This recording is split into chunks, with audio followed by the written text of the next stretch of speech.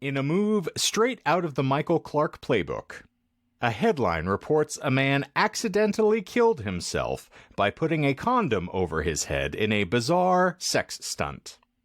He was found suffocated, naked on his bed, wearing the inflated rubber, alongside empty cans of laughing gas and an opened box of live bees. The phrase, "Yas, Queen," was written across his chest in lipstick. Well, if you wanted honesty, you've come to the wrong place. This is the Disinformed podcast. I'm Shane. I'm John. I'm Michael. I'm Courtney. And the queen of all bees, Mr. Michael. I definitely feel added with that intro there. You put it over the wrong head, sir. You know, you'd assume that the instruction manual would be a little bit more clear, but... Courtney, do you want to regale us with what happened in this past week? We've been burying this for a few. So. Speaking of live bees... I don't think Michael knows anything about live bees. Nope, not at all. Really, the moral of the story is don't ever dare me to do anything, because I will. I never got the chance to be a high school bully, but I feel like that was my calling. And now that I know Michael, I get to live out my dream. And so... If I had a dollar every time I heard that. No, I was just waiting for John to prove my faith in him. And he didn't. Why? How did I fail you now? I thought you were going to throw out the "I dare you to divorce your husband."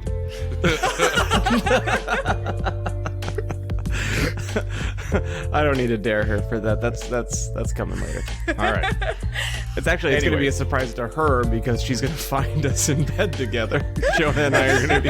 That's not a surprise. That wouldn't even be the first time. That's an expectation. She's going to come home from doing something random and she's going to hear like sloshing water and she's going to think that maybe someone's drowning and then she's going to go into the bathroom and it's going to be me bear hugging Jonah while we're taking a nice bath. Yeah, you and other men in a bathtub is, something I have photographic evidence of, as does the rest of the world. So it's also 21, so we don't really kink shame anymore. No, we don't. True. Hey, listen, I need someone to scratch my back too. But Courtney, you were saying before I so rudely interrupted, tell us about the bees, Lenny. Yeah, so Michael made the mistake of daring me to mail bees to his house, like live bees, and so... I think his direct quote was, "You don't have the balls." Yeah. I probably said that, yeah. Yeah, Mm-hmm. and he was very wrong because a few days She ago... does. A few days ago, 5 beautiful little bees that were very much alive arrived at Michael's home. And to this day, it is my favorite thing that I have ever mailed to anyone ever. Yeah. So, the company said it's based in Texas? Yes. And what's their primary function? Like, why are they sending bees? You know, I don't ask questions. I just mail bees. I would imagine the primary reason is because bees are scarcely, readily available anymore, that they're being slowly eradicated. It would be helpful for other individuals to actually start and begin to keep their own little sanctuaries for bees. And tell that to the fucking hive that's in the tree outside of my garage.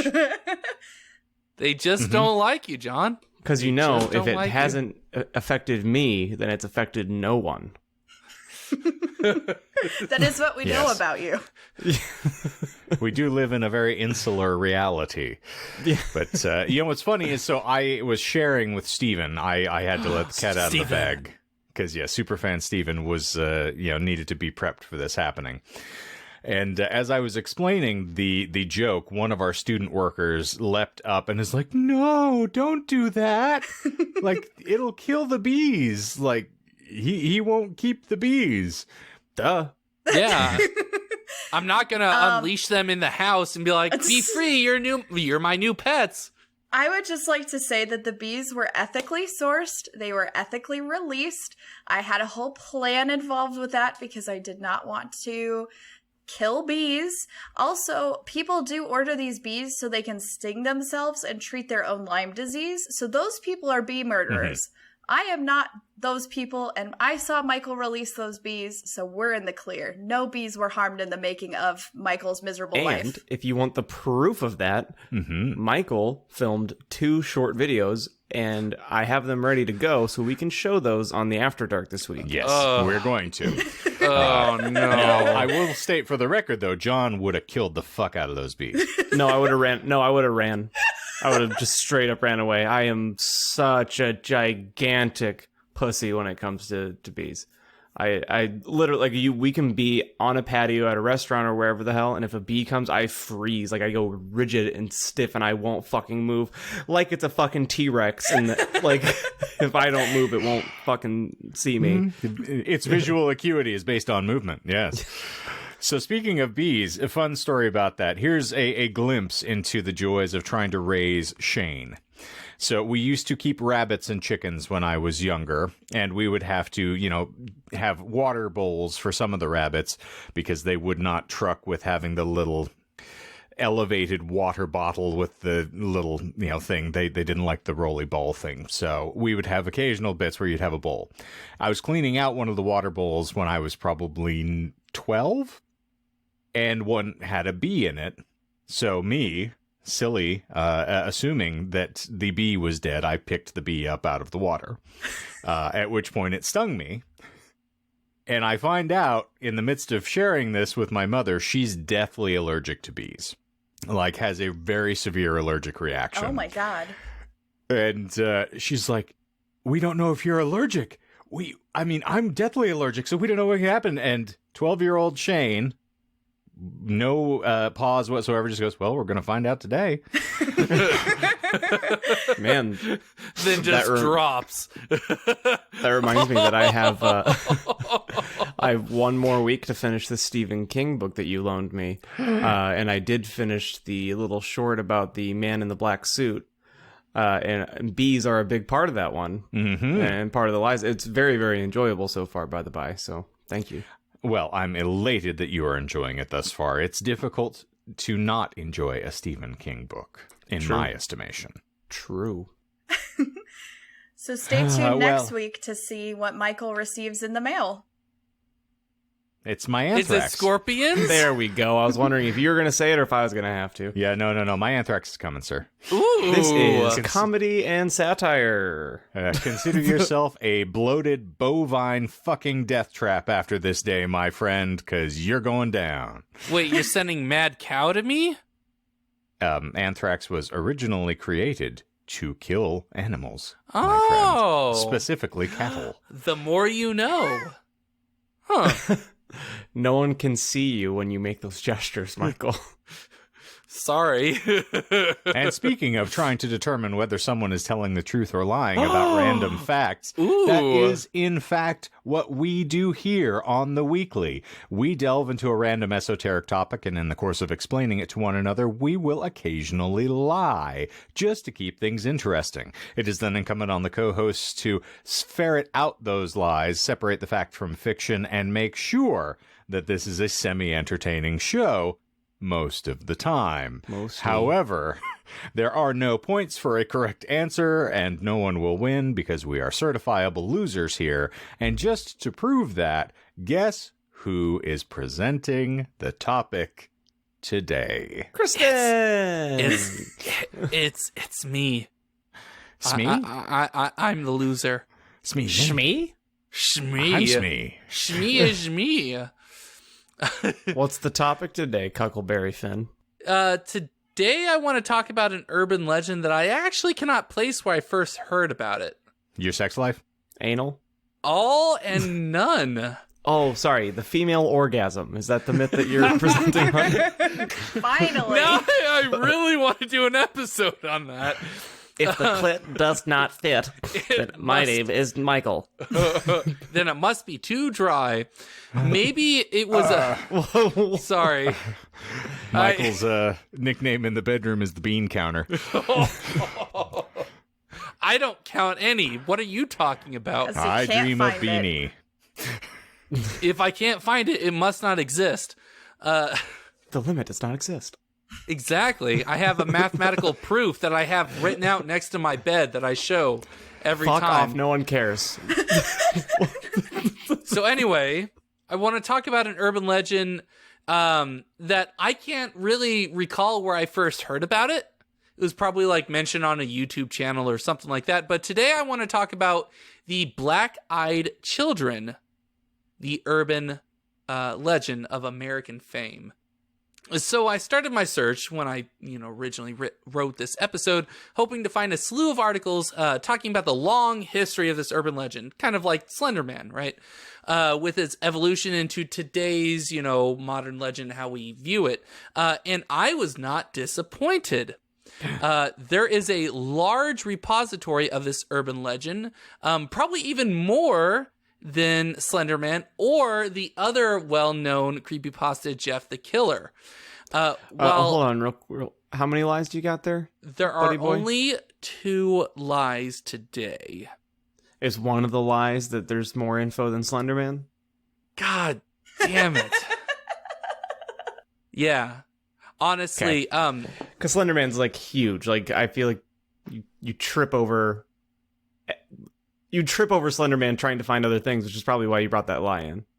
Yes, actually, because I was also going to add, while it wasn't as popular as Slender Man, there's still a lot of lore behind it. But you're right, it's actually very sparse. There isn't that much lore behind this urban legend as one would think. It actually is just a really old, like, creepypasta. So a copy-pasted story that's, granted, it does get circulated every so often, but it usually gets tied in with other urban legends like the Shadow People. So it's household names like Roy Donk. Yes. I want to do an episode on the Shadow People because it has tied into a couple of things that I've researched in the past, like Slender Man, but that's neither here nor there. Well, prepare for another bleep, friend, because might as well just give a big long bleep on that one. Oh, please. That's gonna be it's gonna start really high pitched and then go to a bass note. I feel like Michael's browsing history is very similar to like creepy 13-year-old emo girls. Like the fan fiction and then like these like creepy pastas. He probably has a Tumblr still. So like Michael just has that vibe. He's more of a modern gentleman though, so I feel like his would be like a YouTube search history instead. So let's do this real quick and you can edit this so that it's not so I can cut the link. No, we can't. Got it. Yeah, you cut the link. You and I, Michael, the last 5 things that are on your watch history on YouTube. And I'll Courtney, start while he's look. looking for that, we have now discovered where he gets all of his, voice acting enthusiasm and inspiration. How do I check my search? That? How do I Chechnya? And I'll start while you're looking for the last 5 things that you've watched. My most recent 5, the most recent Your Mom's House podcast episode. No, there's a shocker. I know. The second one I watched earlier today is a gal posted a video called 10 Hours of Walking, but this time she talks back. It's a catcall video where like she's in Manhattan. Neither here nor there. Coolest things from PTB 4.6.0, Dead by Daylight, The Deer Hunter Wait, and then from Heavy Tones, How to Bend Up Like Spirit Box on Guitar. Okay. That's my 5. Yikes. My most recent search history is a YouTube channel called World War II in real time. I hate R's. I hate R sounds. World War II in real time. Cool. Second, A You Suck at Cooking YouTube channel, which pretty much does very easy cooking things. They talk about crepes this episode. It's a great channel. I love those videos. I love You Suck at Cooking. I've been following them for at least 3 or 4 years. Very we very get it. great. You're a crepey cook. Okay. Yes. Another one is about a grand strategy game called Hearts of Iron 4, which is a World War II history sim. Okay. Number 4. A video game review channel called Zero Punctuation, reviews Little Nightmares 2. And then my favorite one is it's the YouTube channel, or the YouTube title, the YouTube video is called Dennis Prager Tries to Earn an N-Word Pass. Pretty much, I like to watch YouTube channels that do satire of PragerU, which is a conservative pseudo-university YouTube channel that talks about... the most recent one that I heard of is they had a slavery YouTube video where they tried to extol the virtues of slavery that was taken off of YouTube. I wonder why.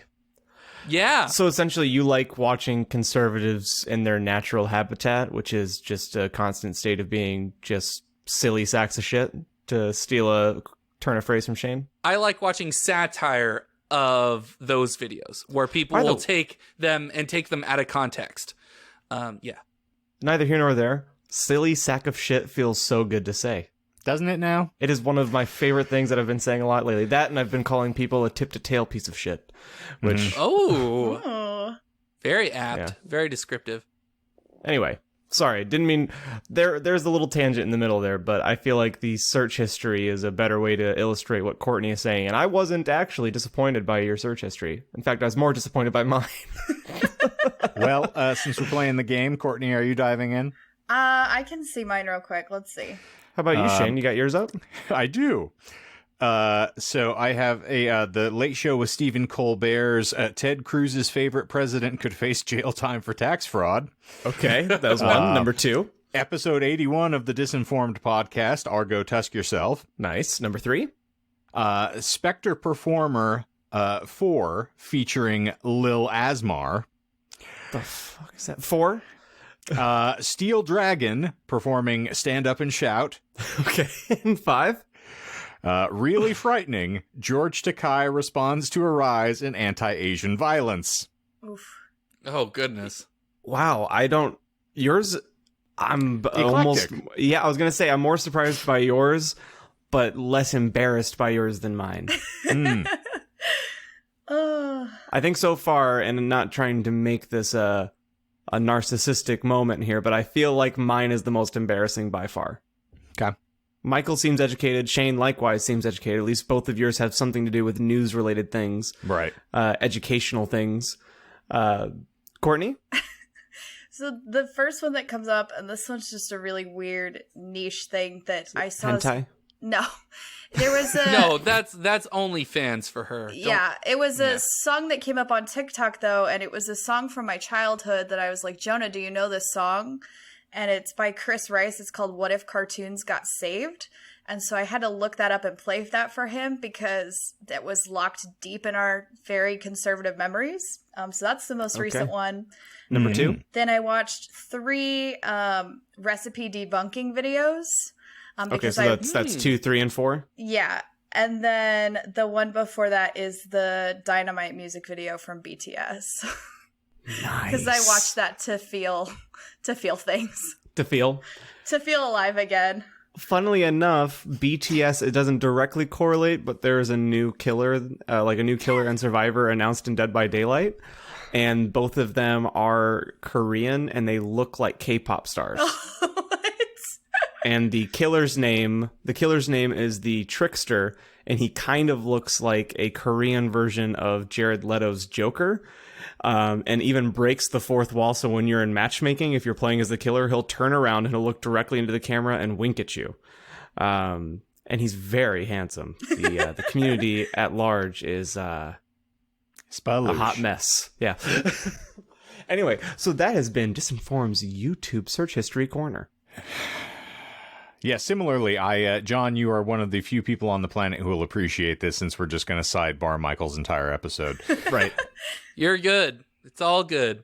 We were watching, Melissa and I watched Inner Space on HBO Now the other day, which is a marvelous film from our childhood. Go look it up. It's a lot of fun. But then in the scroll history of my movies, I saw that I had put Rockstar in. I still have never seen it. It is such a ghastly film, but it hits very interesting buttons for me insofar as there is a bunch of strange casting. For instance, the gentleman who replaces Mark Wahlberg in the Steel Dragon cover band, or tribute band, I should say, as evidenced by the film, is Third Eye Blind's own Stephen Jenkins. Oh. Which is a lot of fun. And the guitar player from that group is one of our absolute favorites for those who, played the home game on The Mandalorian, as featured by the first episode of season 2. Quick stab. Oliphant? No. Yes. Timothy He plays Oliphant guitar? plays the guitar player in this band. There's someone with the last name of Oliphant? Michael, keep up. And Sorry. I get Lord of the Rings. Squidward, vibes. shut the fuck up. So then finally, the bassist in this band is Brian Vander Ark, who is the lead singer and principal songwriter of the Verve Pipe. So hence the ending song of the film is a Verve Pipe song. And Mark Wahlberg, when he leaves the metal band, goes into a very literal translation of Cobain. They have him with like a middle ear length haircut, wearing a green t-shirt and a sweater, doing an acoustic soulful song on stage afterwards, which is just painful to watch. Ghastly movie. But and we'll get further down the rabbit hole, and my final bit of nonsense from this is Miles Kennedy is the one who recorded most of the vocals for the film. And this was way before Alter Bridge, right? This was way before Alter Bridge. This is when he was in the Mayfield 4. So it's a weird little sort of like backdoor film for those who are the I want to play the musicianship home game. Is a lot of cute little nuggets in there for people who want to go mining. I would hope so. And before we get to Michael's topic, because I'm sure that it's just going to be riveting, I have two film recommendations for all of you. Ooh. First being Sound of Metal, if you haven't seen that on Amazon yet. Essentially, this extreme drummer starts losing his hearing and very, very suddenly goes deaf. So Sundays with Damn the Weather? Yeah, or I will never recommend it to Asher because it's literally his worst fear. However, it's an amazing movie. And then secondarily, Becky and I sat down earlier this week and we watched Train to Busan, which is a South Korean horror or zombie flick. And Courtney will like it because she likes, just Asian culture in general. And general. Yeah, Asian genitals in general. You like the Asians, so you would like it, right? How do you feel about George Takei? Because I just watched an interesting video the other day. Okay, he's Asian. You would like. I'm sorry, I couldn't complete that. We had fun watching it because it's campy, just campy enough that I feel like if you're not into horror movies, you can approach it. Just enough creature effects and cool zombie stuff where it still was effectively creepy when it needed to be. Surprisingly a little more emotional near the end than I thought it would be, as Logan warned me a good long while ago about. I don't know. It was a lot of fun. If you ever find yourself in a jam and you need a fun little foreign film to watch, I would highly recommend that. And what was the title again? Train to Busan. You do, and you'll clean it up. Mm-hmm. There is a sequel, I've heard. I'm not going to spend money just yet on that because I've been spending money on porn. Sorry, on sheet music.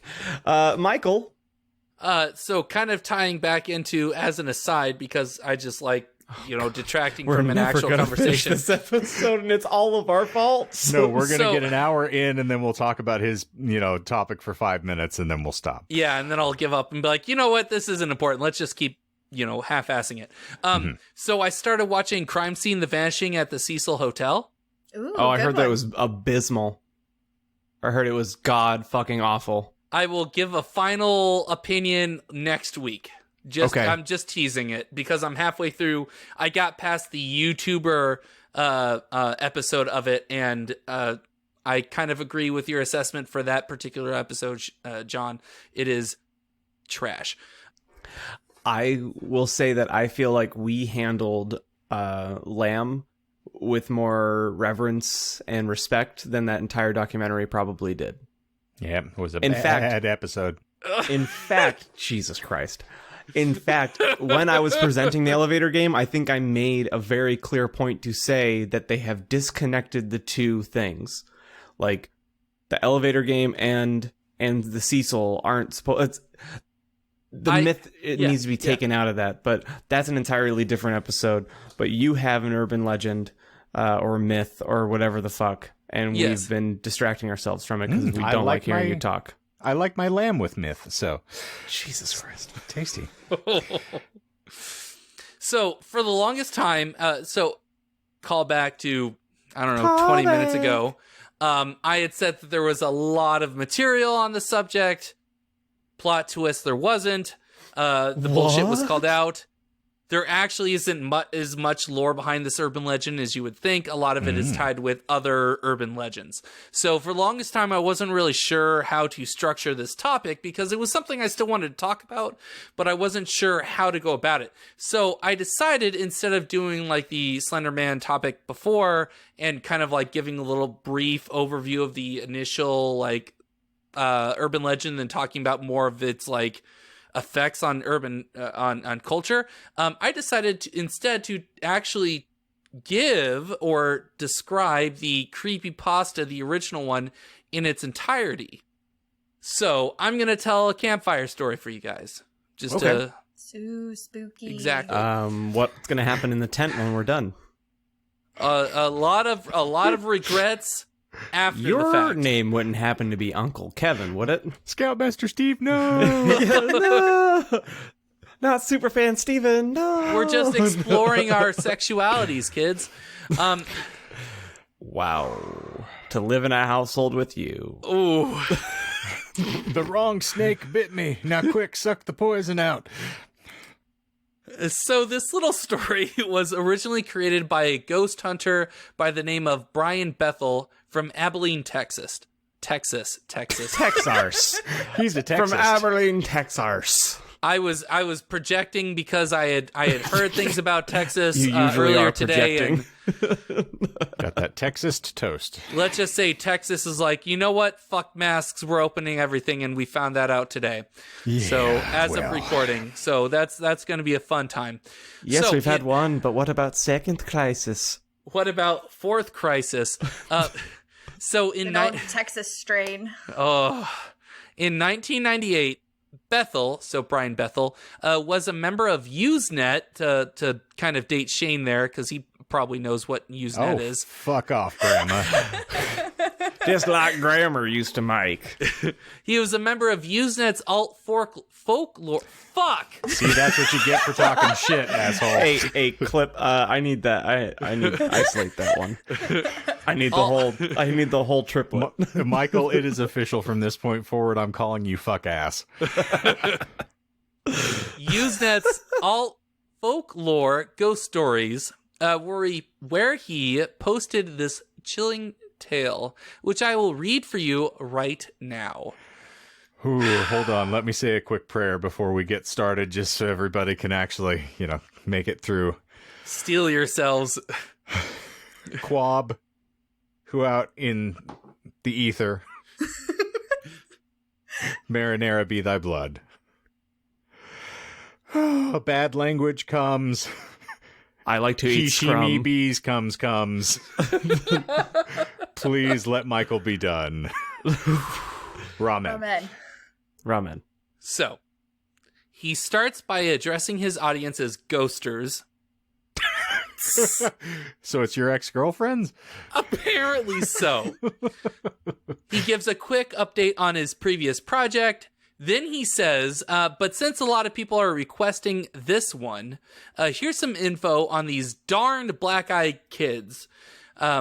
He blathers on for another paragraph, kind of talking about like where he came from or whatever. Then he starts his story proper. As so many things do, it started out innocently. My internet service provider used to have offices in a shopping center before they moved to their comparatively lush accommodations elsewhere. There was a drop box at the original location. The monthly bill was due, and thus, there for the grace of the net, I went. It was about 9:30 p.m. when I left. From my relatively isolated apartments, it's about 15 minutes or so downtown. Right next to Camelot Communications' old location is a $150 movie theater. At that time, $1.50 movie theater? $1.50. $150 movie theater. Yeah. I will take two $50 movie theater, please. I would take any fucking theater at this point, to be honest. You're right. I wrote $1.5 movie theater. So I made $1.5 today. Yes. Let me put that in the calculator. Anyway, at the time, the place was featuring that masterwork of modern film, Mortal Kombat. Michael, you and I are riding the same struggle bus today, my friends. So don't sweat it. Okay. So would you say that since being vaccinated, you feel like more of a Michael or more like a Shane? I don't want to insult Shane, so I'm going to say more of a me.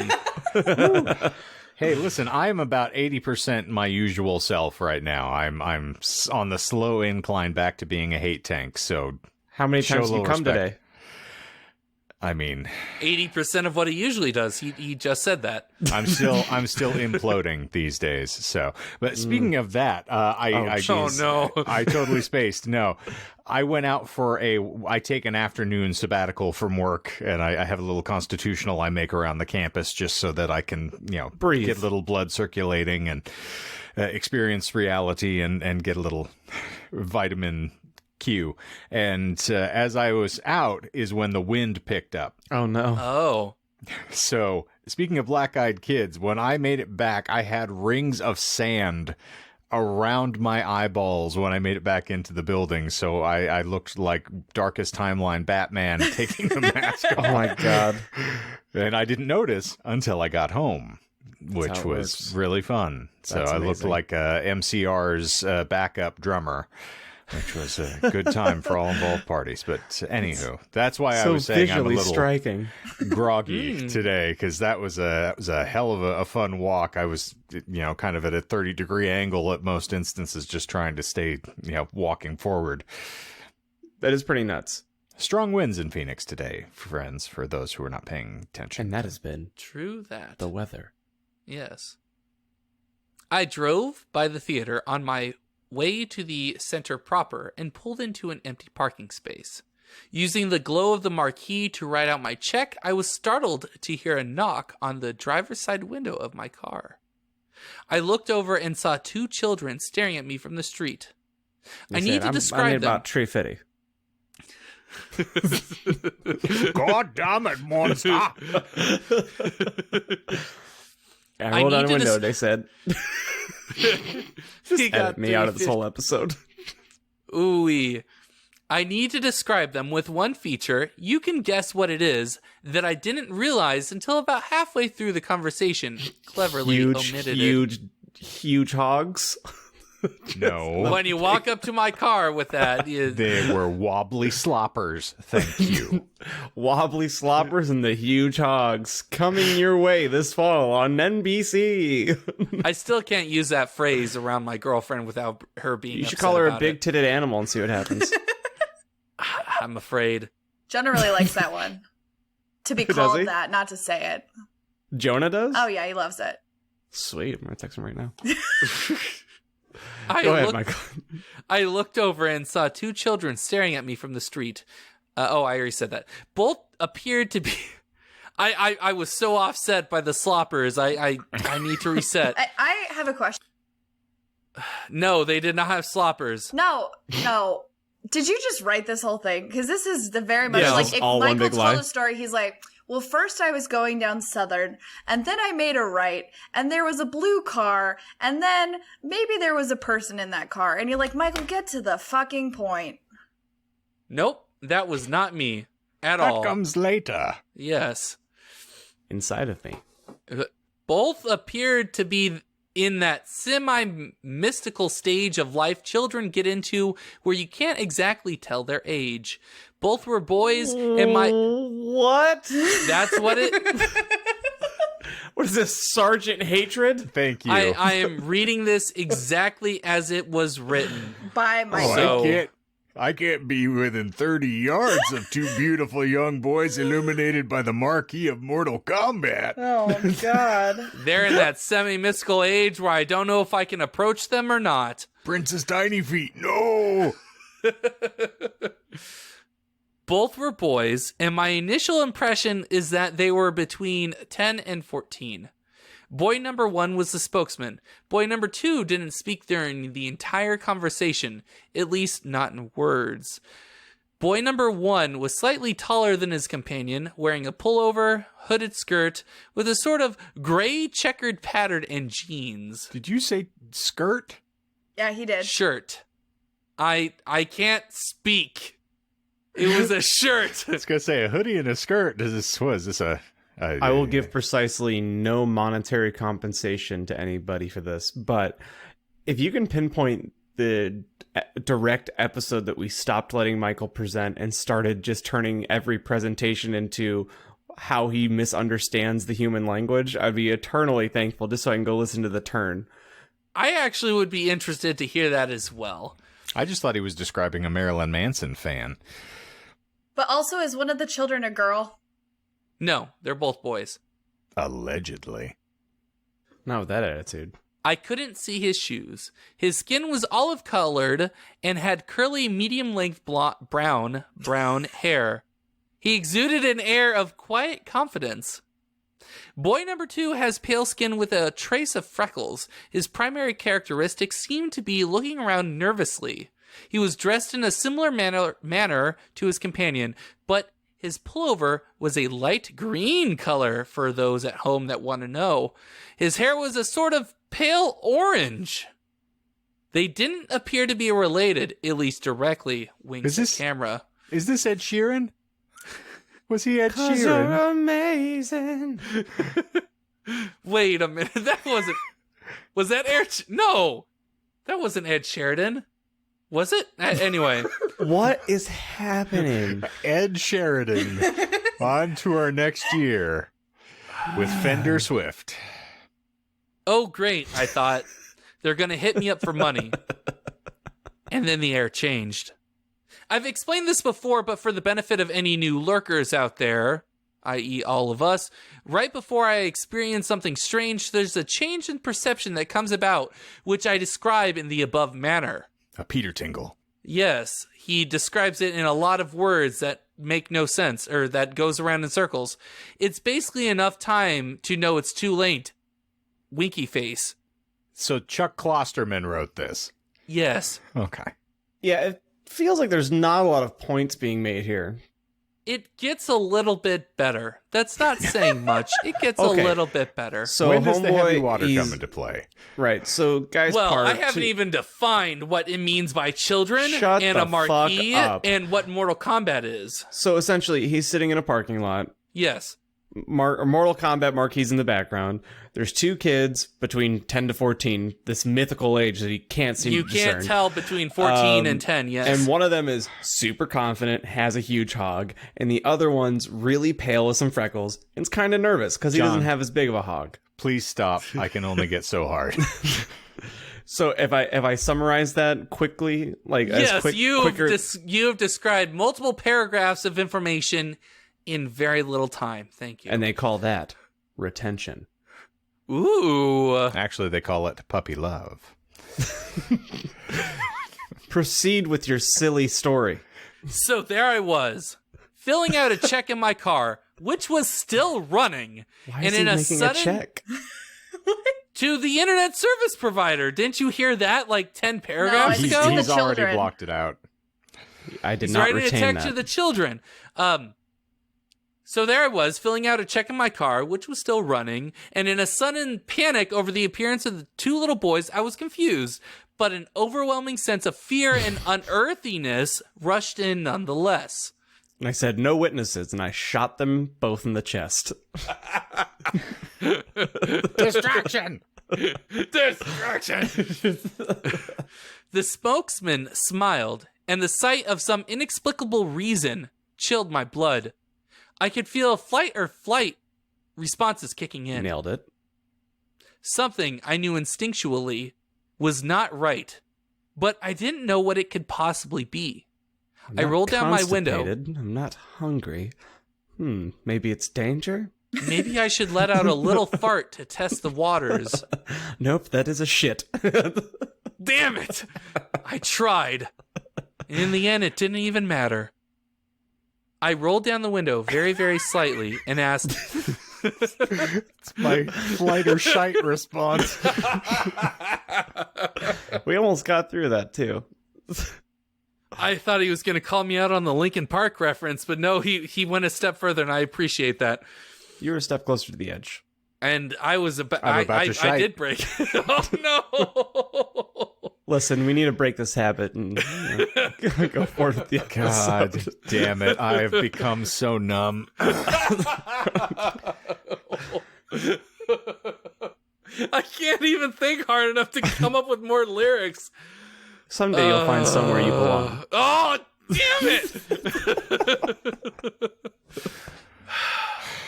I rolled down the window very, very slightly and asked, yes? The smokesman. I'm so hot and bothered right now. Okay. You have peeped on the wrong cum sipper, my friend. I'm the cum man. Okay, let's not bring those. We're not going to describe or explain any inside references here. So those are wasted jokes, and they're funny on their own. If you're still listening to this podcast, I'm so sorry. Can't afford therapy. The systems out here are just dog shit. What is therapy? The spokesman smiled again, broader this time. His teeth were very, very white. Hey, mister, what's up? We have a problem, he said. His voice was that of a young man, but his diction, quiet, calm, and something I couldn't put my finger on. Ian. Made my desire to flee even greater. Sounding. I need to put my finger. No, not again. I want to put my finger in his diction. Was this fucking John Wayne Gacy's? Oh, no. You see, my friend and I want to see the films, but we forgot our money, he continued. We need to go to our house. $350. I called it. We need to go to our house to get it. Want to help us out? Okay. You usually are required to talk to you usually have to talk to lots of people, and that includes children. I've spoken to lots of them. Did you just make a jump? I kind of summarized what he said. He got a little wordy there. There? He got more wordy. I'm trying to summarize now. You're gonna make Courtney kill herself. This person has spoken to a lot of children, and it usually goes, mister, can I have $5? Or, can I see that camera? He takes a lot of pictures. He's a ghost hunter, right? He goes to creepy locations. He always has camera equipment, right? So he usually gets asked, mister, can I see that camera? I won't break it or anything, I promise. My dad has a camera, and he lets me hold it sometimes. He goes on and talks about how the kid goes on at length about how his dad lets him see the camera. Add in some feet shuffling and or body swaying, and you've got a typical kid talking to a stranger. In short, they're usually apologetic. Hey, Michael. Yes. Didn't you say this was going to be like a campfire, like, spooky story? It's supposed to be. When's that part start? Have we shit on it too hard for it to be scary anymore? I don't want to put you down, but yeah. Maybe. Wait. Fergie hasn't shown up yet, so it's still not too spoopy. Yeah, you make a good point. That actually you kind of spoiled the ending of the story there. Oh.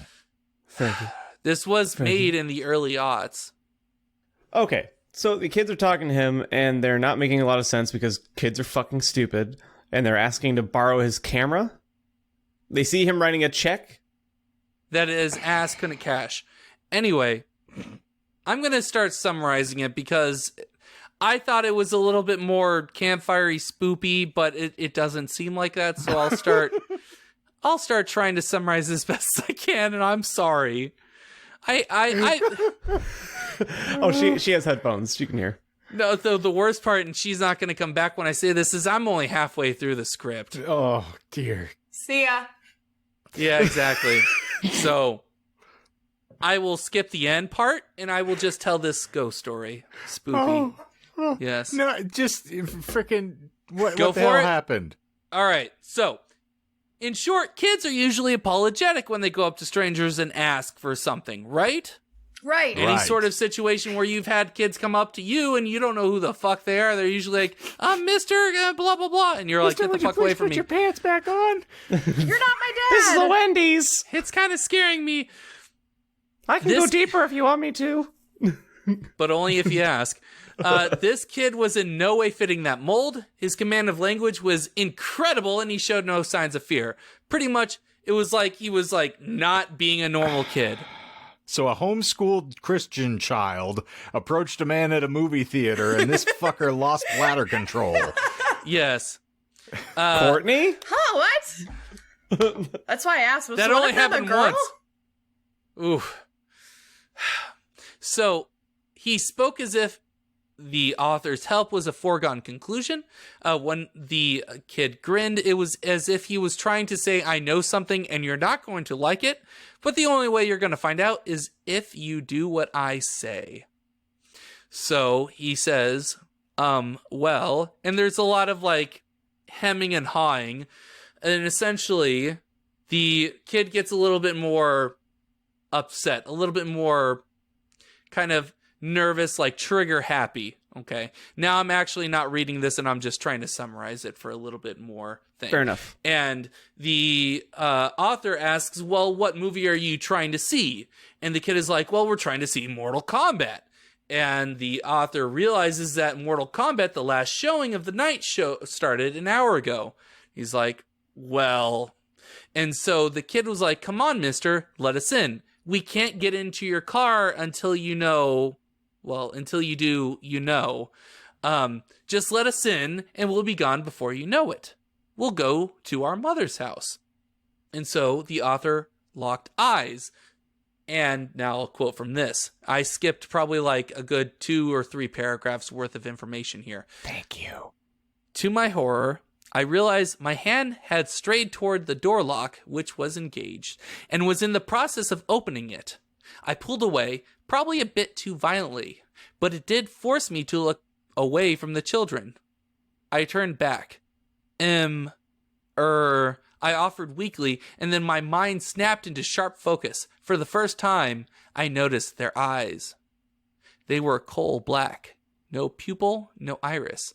Just 2 staring orbs reflecting the red and white of the marquee. At that point, I know my expression betrayed me.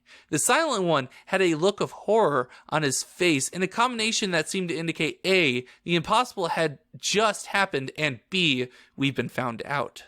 The spokesman, on the other hand, wore a mask of anger. His eyes glittered brightly in the half-light.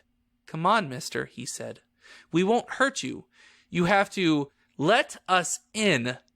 We don't have a gun. That last statement scared the living hell out of me because at that point, by his tone, he was plainly saying we don't need a gun. He noticed my hand shooting down toward the gear shift. The spokesman's final words contained an anger that was complete and whole, and yet contained, in some respects, a tone of panic. We can't come in unless you tell us it's okay. Let us in.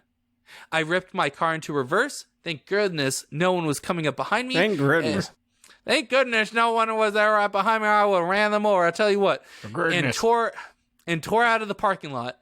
I noticed the boys in my peripheral vision and stole a quick glance back. They were gone. The sidewalk by the theater was deserted. I drove home in a heightened state of panic. Had anyone attempted to stop me, I would have run on through and faced the consequences later. I bolted into my house, scanning all around, including the sky. And then the last kind of thing he said before he started talking about one of his co-writers of some previous project.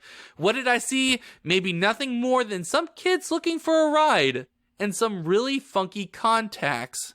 Yeah, Right. Okay. Yeah. Yes. So, yeah, sorry, Car I'm just trying to vampires. keep myself awake. Yeah. So I have a little bit more things I wanted to talk about, Oh, but good. we can finish it if you guys are really No, I not mean, interested. please bring more. Yeah. Give us the Okay. fire. I want more of Okay. the myth itself and less of the writer rambling on and on about silly details. That's a Because good this point. had to have happened more than once, right? He does have a second story that I did not want to relate because I figured it wasn't as important because it was kind of a rehashing.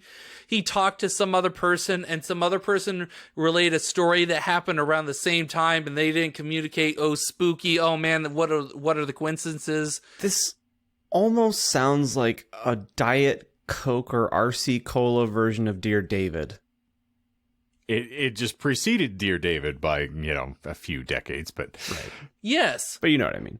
It's one of those things where it's like the early sort of internet where like anything you could say, it's like, but what if this? And everyone's like, because I mean, not a lot of people have been exposed to the internet. And when you can tell a spooky story that not many people have heard, it's just an easier way to relay these sort of campfire stories that you've heard sitting and talking with coworkers or, something like that. or people who have never seen The Omen. What's that? Exactly. Both of those statements. So, that is the progenitor of the Black-Eyed Children urban legend. However, that is not the end of my topic, as I wanted to briefly talk about one of my favorite websites to peruse when I need 5 minutes to kill, and I don't want to get on Reddit. Parlor? This is actually a subject that I am really fascinated about, and I kind of wanted to talk about it for a long time, but I didn't really know how to lead into it. So I figured talking about an urban legend and then talking about something that's kind of a little bit relevant to it would be a good kind of like Nightcap? sneak in. Yeah, yes, yeah. So let's So- talk about speech therapy. No, unfortunately, you will never get me on any of those websites. I refuse to learn how to speak good.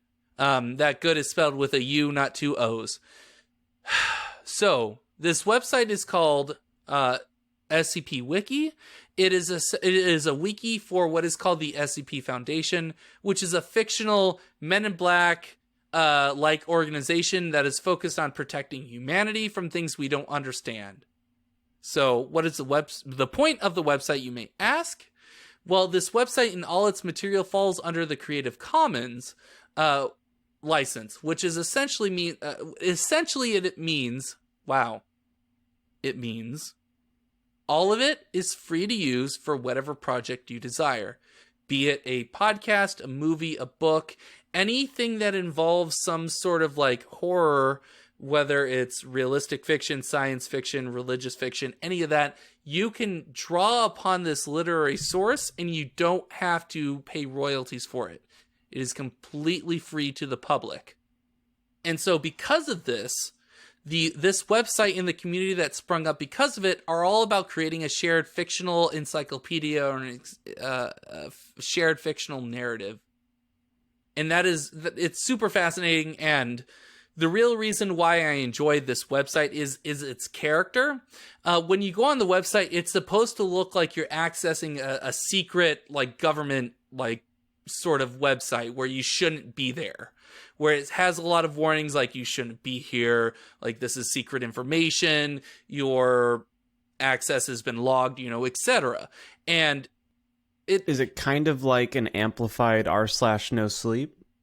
kind of, yes, actually I would say that it fits that same sort of vein.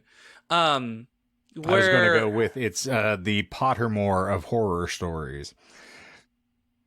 Ouch. I'm not sure to take that as like a Well, like you're an saying they're insult. starting with these general sort of Creative Commons topics, and then everyone then takes them and runs with them, essentially. Oh, okay. Yeah. Yes. Where you have this sort of like shared literary like encyclopedia, Yeah, almost the like foundation is there, Yeah. the Yes. Potterverse, and then you can write Okay. whatever story you would like based on that without actually doing any of the heavy creative lifting on your own. Yeah, okay, I see what you're getting at. Yes, that pretty much is a good summation of what it is about.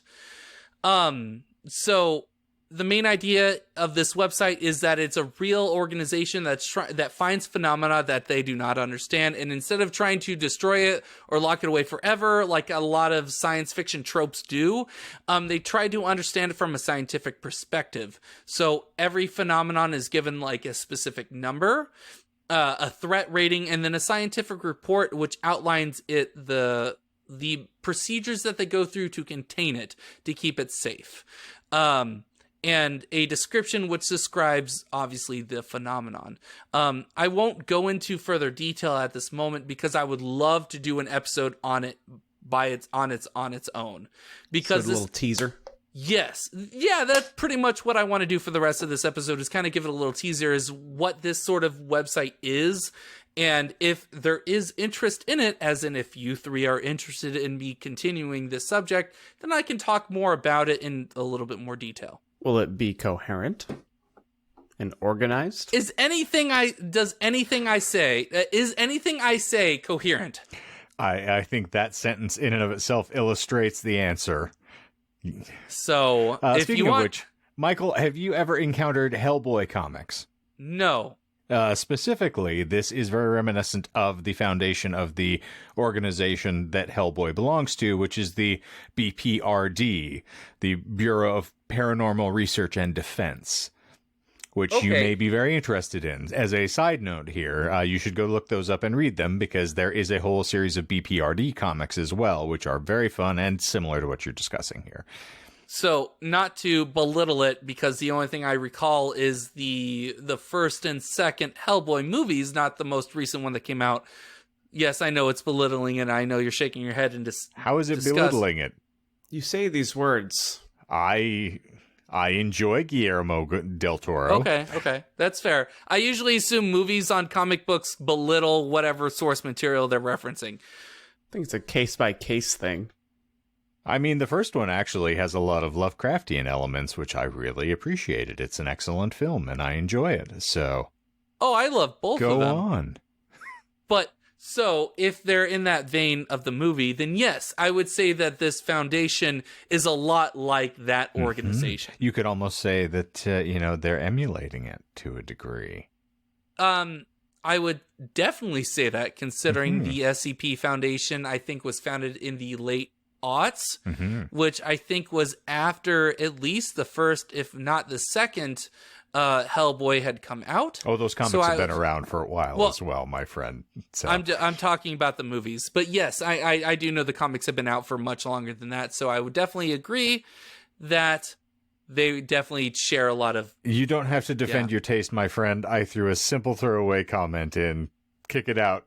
So I added this to the end of my Black Eyed Children episode because I actually found an SCP, which is the name of these phenomena, that is actually fairly similar to the urban legend. And I wanted to read it kind of as a teaser for future episodes of the SCP Foundation, if you all are interested. Anyway, if you'll have me, I'll read this report on SCP-1076. I will summarize parts I feel are too tedious, because some of this it's supposed to be written like a scientific document. First off, are your lies all done? Yes. What was the one that we missed? Well, first, my one stab is, did the kids say that they did not have a gun? They did say that. Okay. That was my one stab.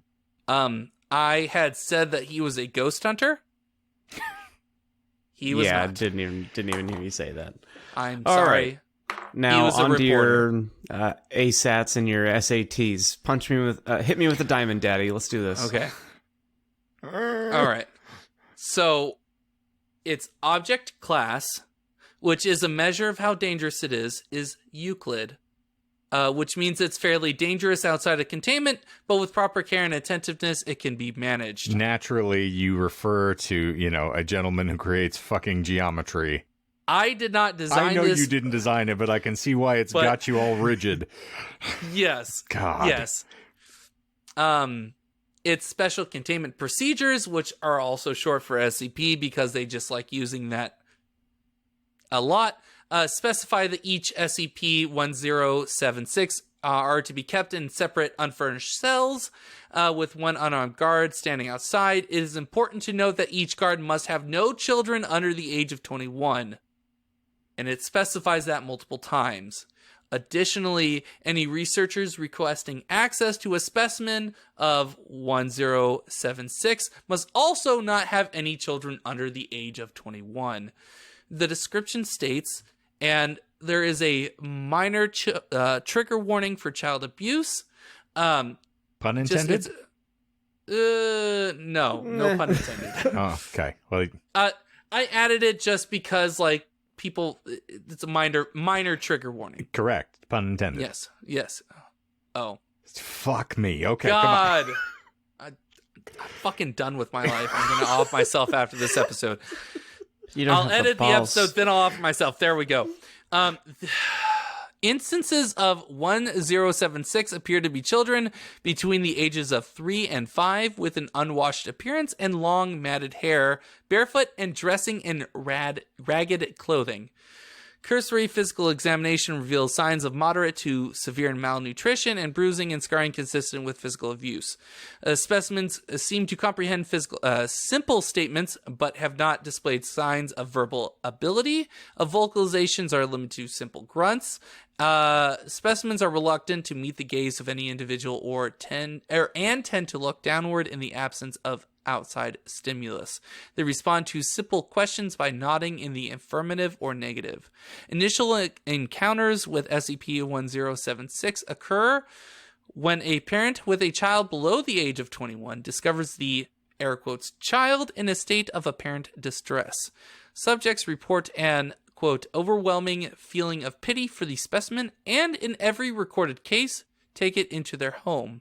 Once inside a home, SCP-1076 begins to monopolize the attention of the parents to the exclusion of their own children. Children in the home begin to show signs. Shoe shines. I did it for so long. I was great. Children in the home begin to show signs of neglect and malnutrition and become depressed, sullen, and withdrawn. Behavioral problems such as truancy and running away from home become frequent, which may attract the attention of school authorities or social welfare agents. Upon investigating, these authorities become obsessed with the welfare of 1076 and subsequently ignore the children. An infestation typically ends with the deaths of the parents and other caretakers as they neglect their own well-being in order to attend to SCP-1076, eventually succumbing to starvation or disease.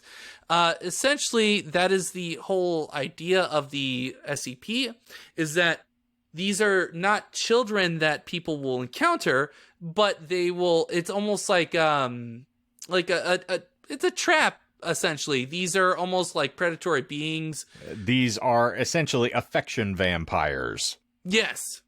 And what a Very wonderful much so. thing to welcome into your home with loving arms to the detriment of yourself and your own children. Republicans. And what a wonderfully long-winded way to explain them. Yes, but no, that's a great summation. So it's a scientific document, and it's that describes these sort of affection vampires. Yes. And how this Men in Black sort of organization or the Hellboy organization kind of deals with them. Mm-hmm. And pretty much the whole idea is that you can use this in your own writing to kind of include these sort of vampires in whatever way you care to.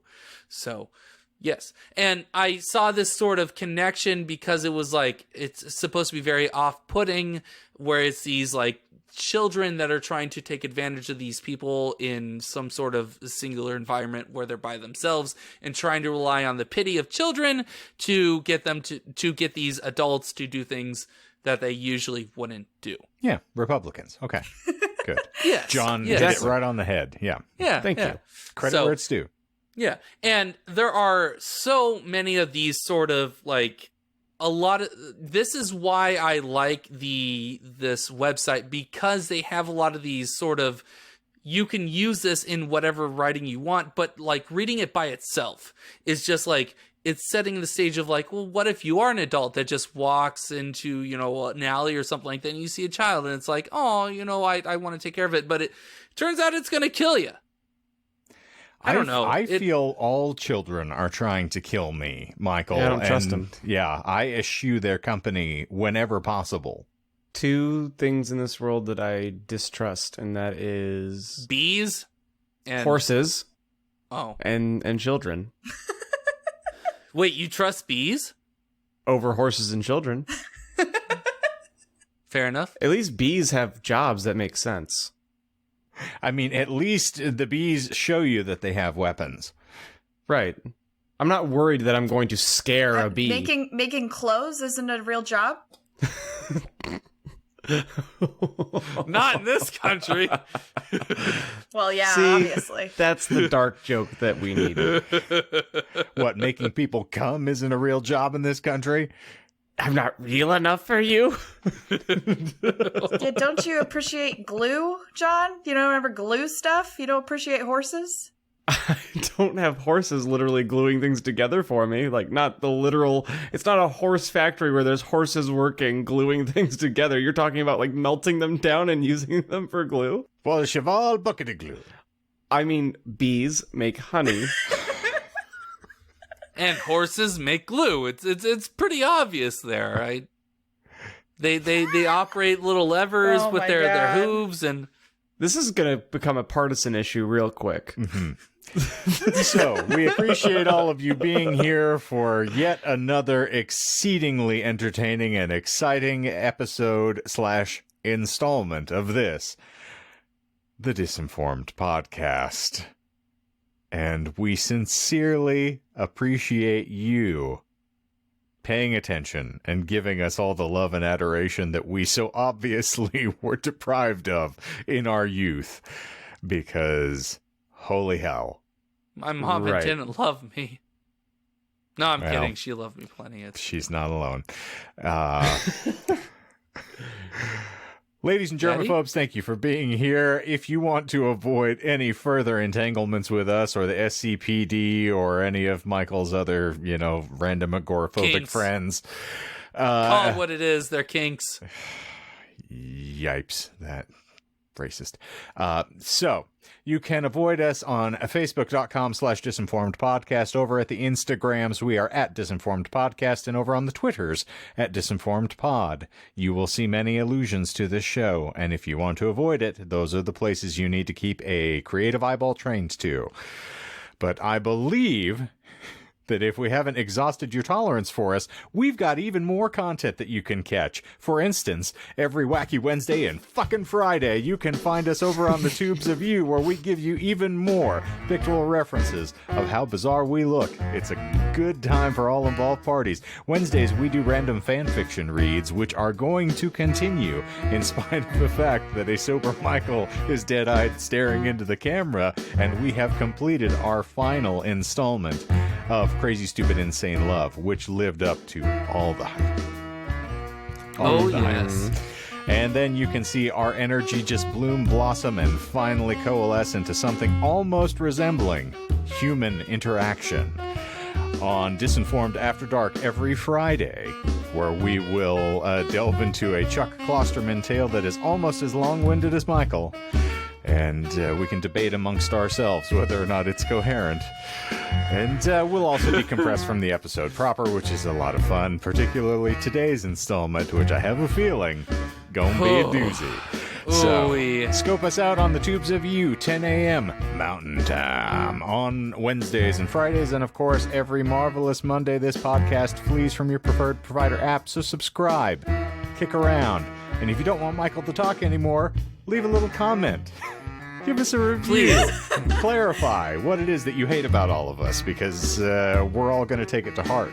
And we may I just want to be told that I don't want to be. I just want people to tell me I shouldn't do episodes anymore. That's all. Michael, you shouldn't do episodes anymore. Encourage our emotional self-harm, one comment at a time. Yipes. All right, well, for Disinformed this week, I am Shane. I'm John.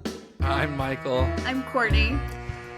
So long, and good night. All right, then.